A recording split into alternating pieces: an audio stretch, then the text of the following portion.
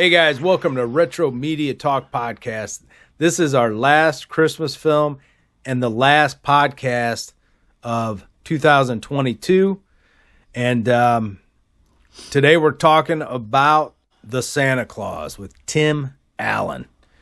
This is a great movie. It came out in 1994. I'm sure a lot of people have seen it, except for Steve Lago. That's right. This is a first timer. Yeah, I'd never seen it. I just only for the fact is I had the impression that it was just some like straight up kids movie, which I guess it is, but it's not. It's got a little bit of adult stuff going on, but I never watched it because I thought it was like a full blown kid movie. So confession,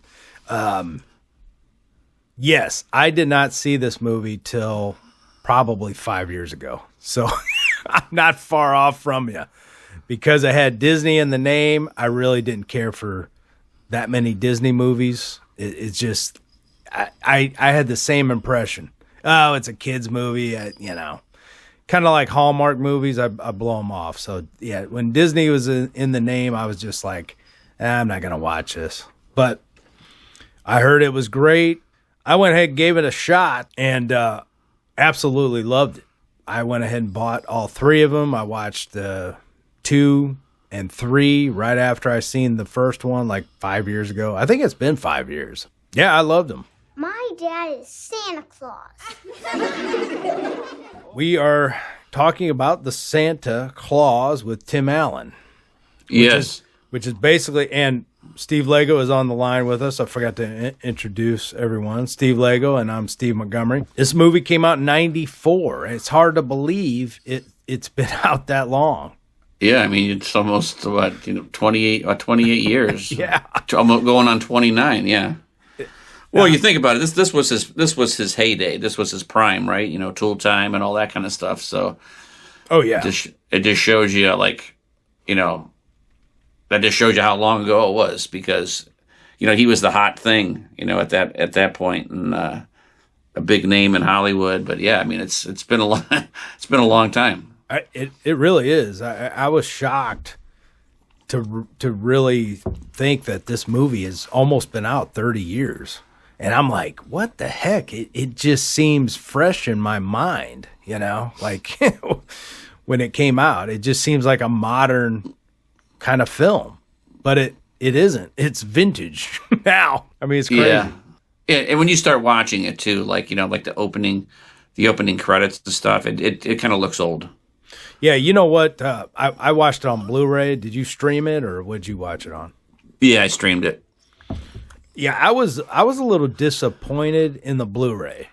It almost looked like an up convert from a DVD. It really was not up to par with today's standards. I guarantee you, either the end of this year or the beginning of next, they'll come out with the 30th anniversary. I guarantee you, it'll be a full remaster with tons of special features. But yeah, I mean, if you do get the 3-box set because it's actually pretty cheap. It just didn't look as good as like Christmas Vacation and some of these other movies that I've watched recently on Blu-ray. So it really, I think they'll come out with a 30th anniversary. That's probably what they're holding off for a new release for. Yeah, I'd never seen it, so I got it. I ordered it off Prime, and it was supposed to be Ultra HD or something. Yeah. And it looked like a made for TV movie, like with the opening scenes, and then even like the graphics. Yeah. Like when they were putting the people's names and stuff on there, it looked really cheesy, but it looked really grainy. Yeah, I know. That opening scene, and I was like, doesn't look very good. Yeah, and some of the scenes, if you looked over to the right of the screen, there was like some compression or digital artifacts or something that I was like, what the heck? Yeah, it definitely needs cleaned up for sure. But yeah, so the movie came out November 11th, 1994. It had a budget of $22 million, grossed $190 million, so it was a big hit. Yeah. and then it spawned off, two other movies plus now the TV show or the Disney show, whatever, on the Disney Channel, which I have not watched yet. So anyway, what since you haven't seen it, what were your first impressions when you watched the movie? It really was. It just really had like a little kid feel to it, I don't know. I mean, I was, put 30 minutes into it and I'm like, I don't know. I mean, this is better pick up a little bit. Really? Yeah, but I mean, it was okay. I mean, I kept on waiting for the part, like, because I'd seen the trailer a million times, and I kept on waiting for the part where he gets fat and his hair turns white, and I'm like, when's this going to happen? I was kind of confused on, what was going on with the movie, but because he does that first night as Santa, and then he goes to the North Pole, blah blah blah, and then they said, well, he's permanently Santa Claus, and I'm like, well, wait a minute. I mean, when's he going to get fat and get the hair and stuff? And then that picked up. But yeah, I mean, it was okay. I like I said, it kind of started off. I didn't know how to feel about it because it didn't have like a Christmas Vacation or for that matter, like a Christmas Story type of a humor to it. It was more family-friendly humor, I think. You know what I mean? Well, yeah, it was family-friendly, but I was surprised. To me, I thought there was some really clever, funny one-liners and different jokes in it. I mean, I literally laughed pretty hard at a few of them. We all know Judge Reinhold or whatever. Mm-hmm. Beverly Hills Cop. Neil is who the character was, but, Fast Times at Ridgemont High, he was a big star in the 80s, but, some of the stuff, I mean, he's just that nerdy, like, psychiatrist, and with the sweaters that he wears and stuff, I just thought that was funnier than crap, but, when they said something about, when did you quit believing in Santa Claus, and he says I quit believing in Santa Claus when I was 3, when I didn't get the Oscar Mayer weenie whistle. I was 3, and it was an Oscar Mayer weenie whistle. Christmas came, no weenie whistle. One thing I really like about the film is the kid. They're both they're divorced, and the kid's kind of like, he wants to go home. He doesn't want to stay with his dad, all that crap.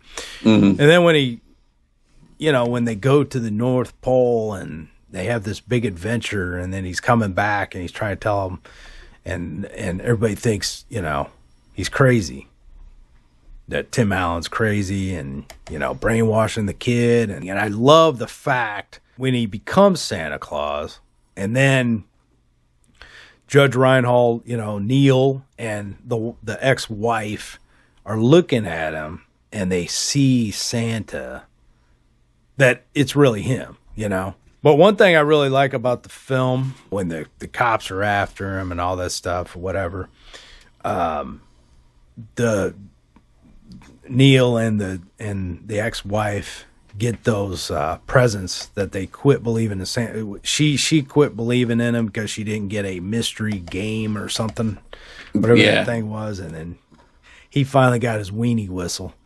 I thought that was, and he's sitting there blowing on it. But yeah, one thing I found that was funny, man, that, the director, John Pasquin, I never paid attention to this guy, but he hasn't done hardly any movies. But he did do 39 episodes of Home Improvement. So he was a director of a lot of the Home Improvement episodes. And he also did 29 episodes of Roseanne and 73 episodes of Last Man Standing. So I believe him and Tim Allen must be good friends. Yeah. You think? Seems like it. Spent a lot of time together, you know. That Wendy Crewson, Crewson? I don't know. I didn't know much about her, but do you remember? She's the one that plays Laura, the ex-wife. She was in The Sixth Day, and I was like, she looks familiar. But you remember that movie? That was the Arnold movie, right? Yeah. That was a good movie. And then she was in Air Force One. Where there's no chimney, there's no fireplace. Are you growling at me? The way they did the Santa Claus thing, how he got into the house, you know, because that's everybody's question. Okay, so, or, you know, when you're a kid, you're always questioning things. Well, Mom, Dad, we don't have a fireplace. So how does Santa, you just could walk through the front door? I mean, you know what I mean? And right. I think my parents, when we were younger, because we used to set out milk and cookies when we were real young. And I think that's what they did say. They just leave the door unlocked and he comes in the front door. I guess I didn't really think about it. Yeah. Like when I was a kid. Well, you always had a phony fireplace. Oh, yeah. And we'd hang the stockings on there. I don't know. So I guess I just never really thought about it. Yeah. I used to remember, you know, leaving my grandma's house on Christmas Eve, always looking up at the sky, looking to see if I saw Santa. Because, you know, when you're younger and your parents are telling you that Santa's real. Right. There was definitely a period, I don't know, probably, you know, 5, 6, you know, where I still believed in Santa Claus, you know, and I remember one day I had a dresser by my window, and one night I was like, I sat on the dresser and I looked out the window and I waited and I waited to see if I could see Santa, and then I got so sleepy that I got off the dresser and got in bed, and then of course the next morning everything was there. But yeah, I mean you believe it, you know, you believe it at some point, and I do remember like probably first or second grade maybe. That's when the kids at school, there's always the asshole at school be like, Santa's not real. Yeah. Blah blah blah. And I remember going home and, you know, Christmas was a big deal. You know, all the decorations. And remember back then, right. You know, in school you made all these Christmas things to take home, and you know, I remember we were setting up some decorations, and I remember I said to my mom, I said, so and so at school said that Santa's not real, and I remember you know, them basically just saying, it's like, well, is you know, as soon as you stop believing in Santa, then you don't get any presents, you know. Yeah. So then you're like, well, you know, hey, you know, you're still 17. Like, when's Santa coming? You know, you're like, you're not going to say you don't believe it. But, you know, plus, you know, they have a lot of shows and stuff, too, that kind of, you know, they basically let you know Santa isn't real, even when you're a kid. But at some point, I guess, I mean, I don't even know. When you know, when do you really decide, oh, it's not real? You know what I mean? I don't even remember that point. But, right.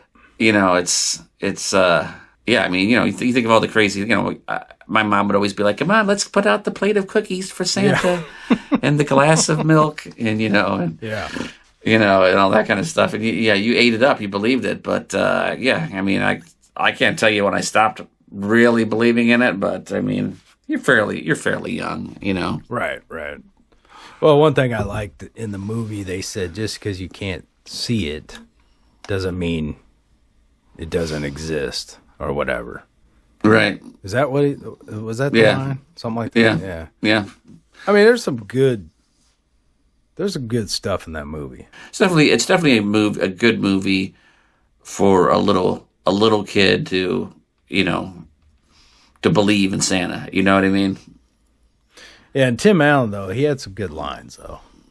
It's like when they were when that one, they're examining his you know, state of mind or whatever, and he said something, they're asking what him and Yeah. Charlie did. He said, I don't know, we shared a bowl of sugar, did some shots of brown liquor, played with my shotguns, field dressed a cat, looked for women. Played my shotguns, field dressed a cat, look for women. Yeah. Then he said, I read him a book, you know. It's like, yeah. I mean, that was classic Tim Allen. I was watching Santa Claus, the movie, the other night. Did you ever... You saw that one, right? No. We talked about it a few weeks back, and I almost watched it yesterday, actually, but I didn't. Okay. I didn't watch it because there's a lot of good stuff in that movie too, and just explaining, you know, how Santa Claus came to be or whatever, and yeah, I really like it. But one thing I did like about this movie. What you were talking about, you know, you're waiting for him to get fat and all that. Man, I thought that was hilarious. He comes in with those sweatpants and right. He's gained all that weight in that business meeting or whatever. I was like, what's wrong with you? Stung by a bee, Scott? A big bee? And, dude, he just looked hilarious. I thought the whole idea of the hair growing fast and him becoming fat and all that, I thought that was pretty clever. Yeah, I liked it when he died. Remember, he dyed his hair, and and then as soon as he got done, instantly turned white again. Yeah. And some of the stuff that I like when he burnt the turkey and he's like, you know, spraying it with the extinguisher. Takes his kid to Denny's, and he says everybody likes Denny's. It's an American institution. Everybody likes Denny's. It's an American institution. And they walk in there, and all these Chinese people in there. I thought that was kind of funny, man. I didn't notice that, actually. Yeah, that was funny. I thought that kid was extremely intelligent. I mean, he was a good actor. I mean, he's funny. He's convincing. He's like he's been in those movies, but he doesn't do many movies. I don't think he does any movies now. He's like into producing music or something like that. But he might be in the show. I'm not sure though. He's listed. He's listed as being in the show. Okay, but yeah, I thought that kid would probably have a really long career in movies, but he must have wanted to do something else because I thought he was a great actor. I read somewhere too that the kid wore prosthetic teeth. He did? Because right before filming, he knocked out his front teeth. Oh my gosh, that's funny. Did you catch that one scene where I think it might have been the first time Tim Allen goes to the North Pole, and he's walking around, and he grabs that little tool belt and tries to put it on? Oh man, no! But now that you bring it up, I'm I totally remember that, but I didn't catch that at first. But that's funny. Yeah, that was like a little home tool improvement. time. Yeah. Did you watch that show back in the day? No, I mean I've seen a few episodes. I can't really get into comedies really. But really, no. Oh man, sitcoms. I mean, it's got to be a certain kind of sitcom, and it was just it was on ABC, and it was just like I don't know. I don't remember when it came out, but I just I couldn't do it. Yeah, I loved Home Improvement. Of course, I loved Roseanne. You probably didn't watch that one then. But I later on I did watch Roseanne. Yeah, I did like the show. Yeah, that was a hilarious show. I love comedies, sitcoms and stuff, but some of them just aren't. I mean, the new ones though, the new sitcoms, I can't get into it all. Just cannot get into it. I know a lot of people are into, stuff like the Goldbergs, and I thought I would love it because it was set in the 80s, but I think it's stupid. I just can't get into it. Yeah, the Goldbergs. I've actually seen a few episodes of that, and it's not bad. It's kind of like a mix of like the Wonder Years and like a Married with Children, almost kind of a thing. But it's probably one of the better ones. One of the shows I really liked later on, like I guess you could say modern, was like It's Always Sunny in Philadelphia. You ever seen that one with Danny DeVito? I've never watched it, no. That is a funny show, in my opinion. There was a couple other shows that I really liked. Workaholics, that was funny. Just about these three friends that were telemarketers and drink all the time and just kind of party. Yeah, I mean that's kind of like, you know, what I like is more of like the darker comedies, you know, like the uncomfortable comedy, right? Like the Office and like you know, Seinfeld and Curb Your Enthusiasm, the stuff that's like that's like, it just, you know, it's funny, but it's like it's so awkward. It's funny, you know what I mean? Yeah, I love Seinfeld. I love Curb Your Enthusiasm. I love what was the other one you listed? The Office. Oh, The Office. Yeah. What about cartoons like South Park or something? That's uncomfortable. Yeah, I like some of it. Some of it, you know, the one thing you got to give South Park credit for is that they pull no punches. No. I mean, they pick on everybody equally. Yeah, I mean, but they've gotten away with it for years, just doing crazy. Same thing with Family Guy. How many times Family Guy has gotten canceled and been brought back? I mean, because the same thing. I mean, they go after everybody. Yeah. I mean, some of the stuff on there, I can't even believe that it's on broadcast television. Really? Wow. I mean, I haven't watched that forever. I mean, I watched it when it first came out, got canceled, but I think I watched a little bit after it came back on, but that was about it. I mean, it's hilarious. I mean, it's hilarious, but it's just, I mean, I can't believe that, you know, it's even allowed on TV. It's how bad it is. Oh man, that's a trip. Makes me want to watch it when you say it's that bad. Yeah. Hey guys, this is Steve here, and I want you to try the best superfood on the market. Field of Greens, real organic superfood. Just use my special coupon code HEALTHYLIFE for ultimate savings. The benefits of Field of Greens contain antioxidants, boosts immunity, completely organic, supports healthy metabolism, and a natural source of vitamins and minerals. Try Field of Greens today with my special coupon code HEALTHYLIFE at checkout. Healthy Life. You probably didn't see it, but I guess there was like a scene that they've deleted from like the you know, Disney Plus and from the DVDs because it was like inappropriate. Which one? It's the part where it was on the version I watched on Prime, but there's a point where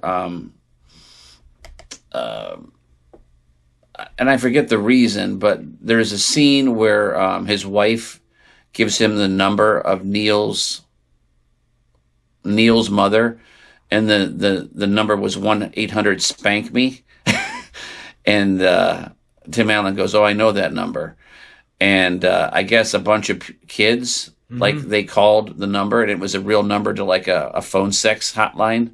Are you serious?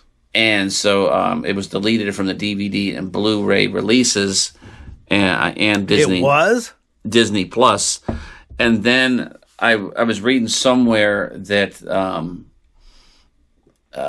on the digital version, I don't know, like on a Blu-ray, but not on the Blu-ray, but like the digital version you could download, they re-put the scene back in, but they changed the phone number. Instead of 1-800-SPANK-ME, it was 1-800-POUND. Oh my gosh. So they deleted it? Oh yeah. My God. That pisses me off. Well, that's it. Yeah, because a bunch of 5-year-olds were calling phone sex numbers and racking up these like phone bills, I guess. Well, yeah, but they should have just, I don't know, paid for that number. And well, Disney did. Oh, they did? They did, and basically left it disconnected or something, I read, yeah. Well, you think they would have been smart enough to check that out before they put that in the movie. I mean, how dumb is that? Gosh, it's a little costly mistake. What was that one scene when they're on the roof? Excuse me. He makes a remark. He puts the suit and grabs Santa bag, causing him to float. He said, "It's okay. I'm used to it. I lived through the '60s." Yes. There was a little adult humor there. It's okay, I'm used to it. I lived through the 60s. And have you noticed, well, maybe it's not that common as it seems to me, but it just seems like a lot of these Christmas movies are set in Illinois. Have you noticed that? I know. I was just going to say that a little bit ago. I remembered I wanted to say that. A ton of them are. Because I watched Christmas with the Cranks yesterday. That took place in Illinois. Yeah. Santa Claus is supposed to take place in Illinois. What was the other one that... there's another one that takes place in Illinois. I can't remember. Well, wait a minute. I mean isn't Christmas Vacation? Isn't that in Chicago or something? Where was yeah, that it's supposed to be. Yeah. Yeah. So I wonder what I wonder why that is. The only thing I could think of is Illinois gets snow and Chicago. A lot of filming in Chicago. Maybe that's why. Because there's a lot of TV shows and stuff. I mean, yeah, obviously filmed there. So they got a big, film commission and everything. That's the only thing I can think of. I don't know if Illinois offers any tax breaks. That's, I doubt it. Yeah, I wouldn't think so. I don't know. One thing I thought was funny.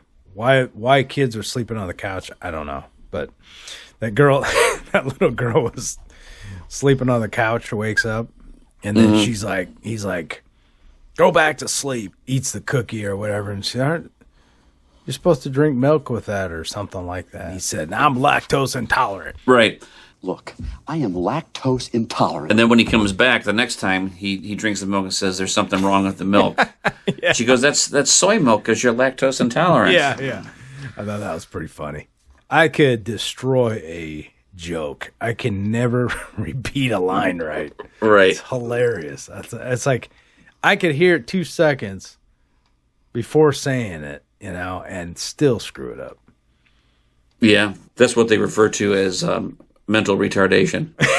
Yeah. My God.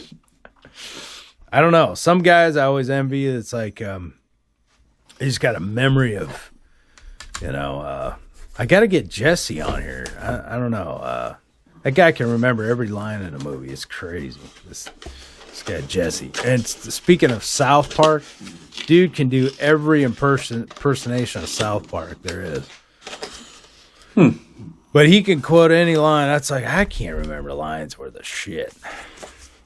It was a good movie, but there's not, in my opinion, a whole lot of like super memorable, or hilarious moments in it. I don't even wear pajamas. Normally I sleep naked. Fuck naked. Well, I'm going to tell you though that I'm glad that I'm glad we did some holiday movies, but I'll be glad to get back into the real normal movies because I think there's just a lot more to talk about and non-holiday movies. Because, holiday movies, they all pretty much have the same theme and, you know what I mean? It's just like there's only so much you can say about it. I mean, the only difference is, maybe the exceptions is,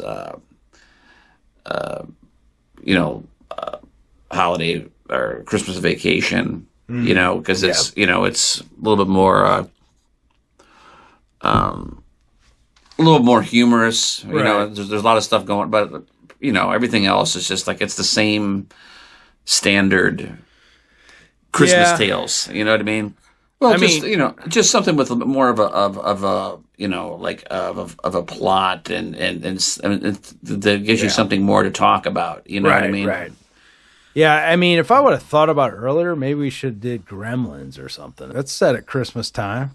We'll save that one for next year with Home Alone because we didn't do Home Alone. And I was going to do Black Christmas as like a solo effort because I didn't think you really wanted to do it. Maybe you'll get around to watching it by next year. I was actually going to watch it yesterday, and I just didn't get around to it because I had like I had a Christmas movie marathon yesterday, and I watched like 4 Christmas movies, but Yeah. I got Christmased out and I couldn't watch another one. Yeah, no, we watched 3 of them, and I can't remember the first one. That's bad. What the hell did I watch? I watched 8-Bit Christmas again. That was the second time watching that one. This one, there was another one though, and I didn't see 4 Christmases this year. I didn't watch that one. Well, you still got time. Yeah, I'll watch a couple more. Yeah. Oh, Surviving Christmas. That's what I watched. Surviving Christmas. We talked about that one. That's the one with Ben Affleck? Yeah. Yeah. That is a funny movie, though. It's a pretty good one, yeah. We probably should have done that one. But it came out in 2000-something, I think. Yeah, I would assume. I like that one. Because that cracked me up, man. You know, Christina Applegate and the Gandolfini. Yeah, he just... he's a riot. I don't know. I could talk about that movie for a while. That's pretty dang funny. Yeah, I got up. Well, I didn't get up super early, but I was off yesterday, and I watched an American Christmas Carol because I hadn't watched that this year yet. Oh yeah. And then I watched. I don't know if it was a made-for-TV one or not, but it was called Yes, Virginia, There Is a Santa Claus, and it had the dude that played John Boy in it. Oh really? And it had Charles Bronson in it. No way. How old was that one? Ed Asner was in it. Oh, I don't know. It was probably really? Yeah, it was pretty good. Huh. And it was probably from maybe like the early 80s or late 70s. Really? Huh. And then I watched Christmas with the Cranks, and then I watched Santa Claus. Oh yeah, I love Christmas with the Cranks. Do you get teared up at all at that scene? We talked about that before. Well, Christmas, there was a scene to be teared up at? Yeah, didn't we talk about that before, or did you skip that one? Yeah, it wasn't me. Maybe it was... That was the first time I'd ever seen that movie. It was yesterday. Oh, it was? Yeah. Oh, shoot. Yeah, the cancer scene with the couple. Yeah. Give them the tickets. Oh, that gets me every time. So how'd you like that movie? It was pretty good. It was a lot more humorous than the Santa Claus. It was pretty good. I like the part where he's going home and he's ready to present her with the idea of going on a cruise. Yeah. He's like, I got something for you, and he's like dancing around. She's like, oh, she's getting all excited because she thinks she's gonna get laid. She's like, make sure you close the curtains. Yeah. I love that scene. And then when they're tanning, oh my gosh. And then when he gets the Botox, then he's trying to eat his lunch. Oh gosh, yeah. Those. I mean, there is some funny, funny movies that we can't do that I like to do, and that would be one of them. A couple other ones that I think I brought up. Was it last week? Yeah.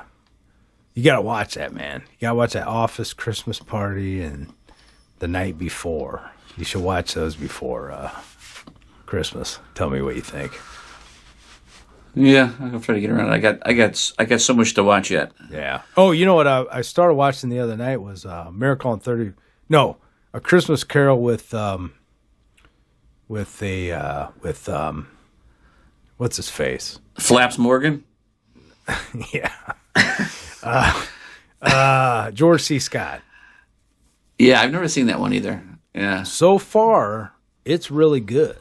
He's a mean Scrooge. I like him. He's good. He's really good. And then the other one I was telling you about, Miracle on 34th Street, came out in the 90s. That was written by John Hughes and I think produced by, not directed, but it's really good, man. I'm not done with it yet. I started it late the other night, and I got to go back to it. So I got 2 movies. I got to finish those 2. But I'm telling you, you have to watch. You're not gonna be sorry. You have to watch An American Christmas Carol. It's so good. Well, I don't know. I'll probably just buy it. What's it streaming on? It's on Tubi for free. Yeah. I bought it on Blu-ray from Shout Factory. Yeah. How's it look? I haven't watched it. I watched it on Tubi. Oh, yeah, but you got to deal with commercials. Yeah, there was only like 2, I think. Oh, that's all. Okay. I didn't feel like getting off the couch to put the DVD in. Yeah, I know, man. Isn't that terrible? We get lazy and we don't even want to put discs in now. Well, it's because I have to get up. I've got to put the disc in. Then I got like a little switcher box because I have too many things plugged into my TV. So I got to hit the switcher box. Then I got to get back on the couch and I got to. Yeah. It's just annoying. Yeah. I know, man. I know. It's terrible. I got all these DVDs and Blu-rays, and I'm looking see if it's streaming before I even attempt to put the disc in. It's like, what the hell am I doing? I would actually like to watch DVDs more, but my wife has like pretty much banned me from keeping a lot of my DVDs downstairs in the living room because they were taking up too much room. Yeah. And then I don't have like a good place to put my DVD player, so it's like, and it's kind of like buried in this like shelf with my PlayStation and everything else. So it's kind of a jumble. It's not convenient, to do it. Or I would play movies a lot more on DVD. Well, you can pop it in your PlayStation. Yeah, I don't like doing that because I'm thinking I'm going to wear out the drive. I know. Quicker. I do the same thing. And after I just dropped $550 on that darn thing. I always think that too. So that's funny. Somebody else thinks that. Yeah, I'm like, I don't want to.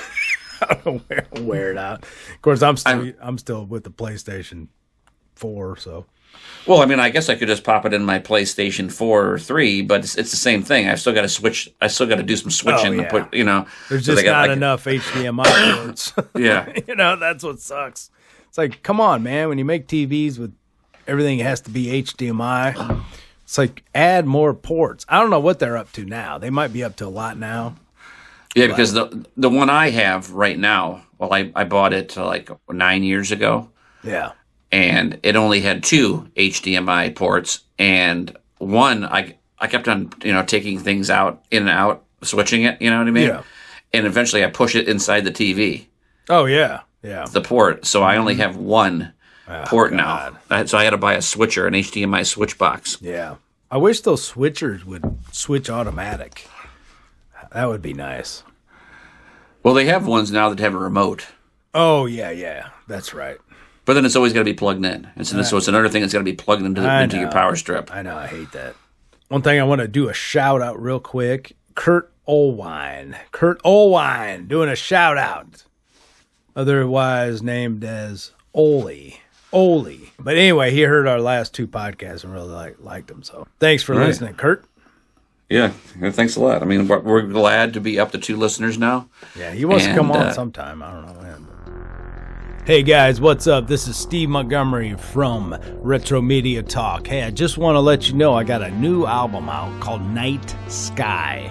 If you like ambient, cinematic type music, a little synth wave mixed in with some of the tracks, hey, check it out. It's available on Bandcamp, Amazon, Spotify, and some other outlets. I also have a physical CD that you can order through the link in the podcast description wherever you're listening to. Thank you so much for your support. Steve Montgomery, Night Sky, out now. Dude, did you ever break out your eggnog during this podcast? I didn't drink any eggnog during the podcast, but I've drank plenty of eggnog this season, I can tell you. I probably drank, no exaggeration, let me see, 1, 2, probably 4.5 gallons of eggnog already. All right, yeah. Well, you're in the Christmas spirit. I love it. I got like this gigantic beer mug. I don't know what it is now. It's probably, it's got to be like, it's got to be 48 ounces. Yeah. And every night when I get ready to sit down and watch a movie, I fill that sucker up with 3/4 eggnog and 1/4 milk and stir it up, and I'm good to go. Well, I'm kind of disappointed in myself because I thought I was going to make my own eggnog, and I haven't looked up the recipe yet. Well, I started to look up a recipe, and I got so damn confused. I was like... I just looked up a recipe today, and I was going to make it, and then I was like, you know what? It was good. It was good when I made it last year. Yeah. And I was like, well, by the time I get the pudding and I get the cream and then I get all the ingredients, what it cost me, I could just buy a darn jug of it. Yeah. Does it come with what do you mean pudding? Does you got to put pudding in? I thought it was just eggs and. Well, see, to make it without eggs, you use this vanilla pudding, and that's the thickener in it. Oh, I want the eggs. Yeah, good luck with that, buddy.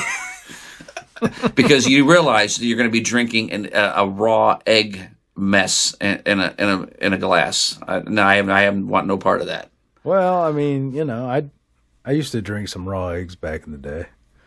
I never got sick or anything. Well, no. It's usually the shell that would have salmonella on it, not the egg itself. But a lot of people that eat, like, eat the raw eggs, body build, whatever, they just throw the whole egg in the blender and eat the shell and everything. Well, they're crazy. I wouldn't eat the shell. That's nuts. Even Hogan was famous for that. It'd be like he'd throw the shell in there. He'd always talk about, he'd throw the whole egg in there for his shake. It's true that you're technically supposed to boil the shell before you grind it up, but you can grind it up, and it does have calcium and stuff in there. That you can get calcium and some stuff from the shell. So there is a lot of truth to that. But I wouldn't do it without, boiling the egg shell. But what are you going to do? You're going to suck the egg out and then boil like just the shell? Yeah, you just take the shell. I've done it before. You take the shell, after you do, you save the egg shells. It's called eggshell calcium, basically. Mm-hmm. I think I did a video on it. But, instead of throwing your egg shells away, you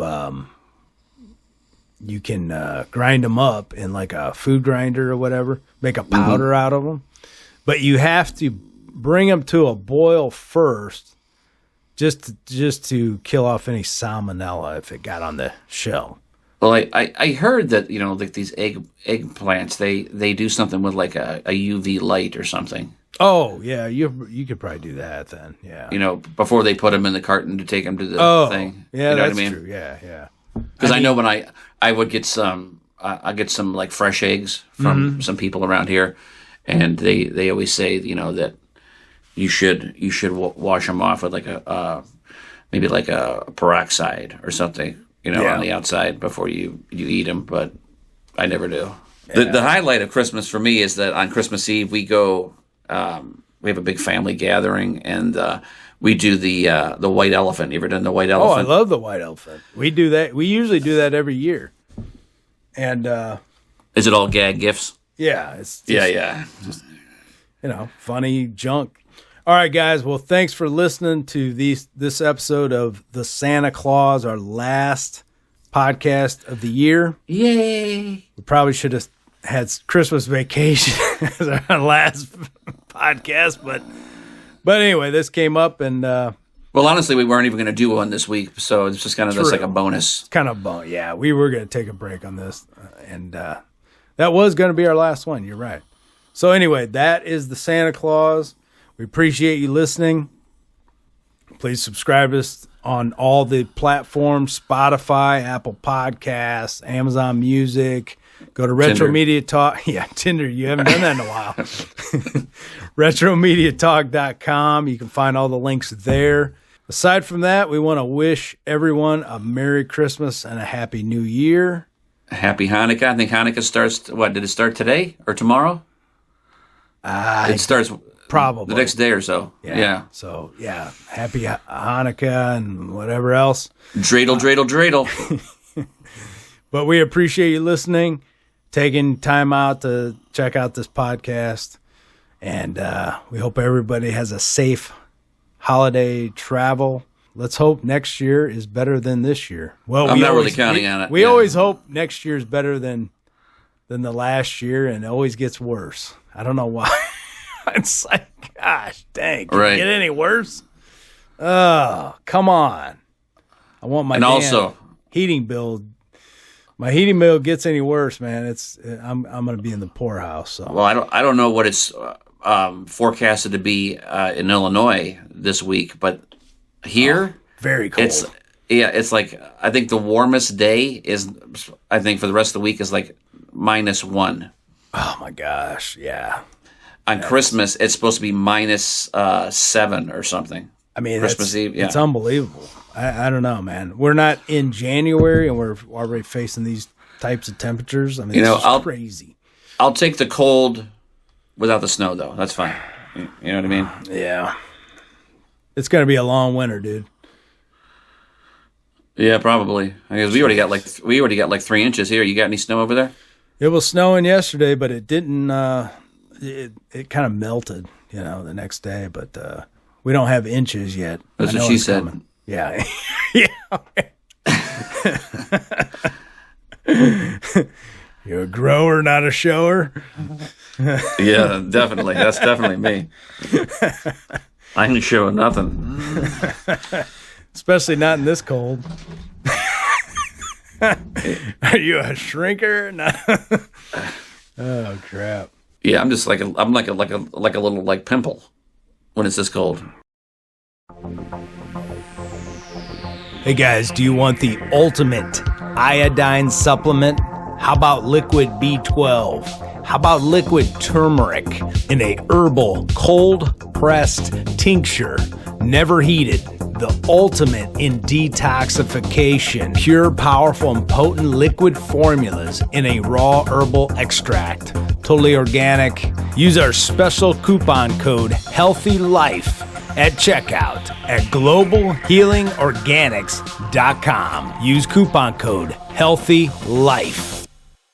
I wasn't ready for winter. It seemed like it took me half the summer to get over the last winter. It was like, oh man, I never want to see another winter again. And now it's already winter again. I'm like, gosh, dang it. Where'd summer go? It went quick. It did go quick. It did go quick. But the good thing about it is that, well, at least here, the last winter wasn't too bad. Yeah. But, they're calling for a bad winter in the Northeast, so we're going to get pounded this year. So, man. I mean, I don't care how bad it gets as long as it's not a long winter where it drags into like April. Oh, I hate that, man. Yeah. Yeah. Oh, it's horrible. I don't know why winter's got to be so damn long. Merry Christmas, everyone. Merry Christmas. All right. We'll see you next year. Bye. Bee sting. Evidently, I'm allergic.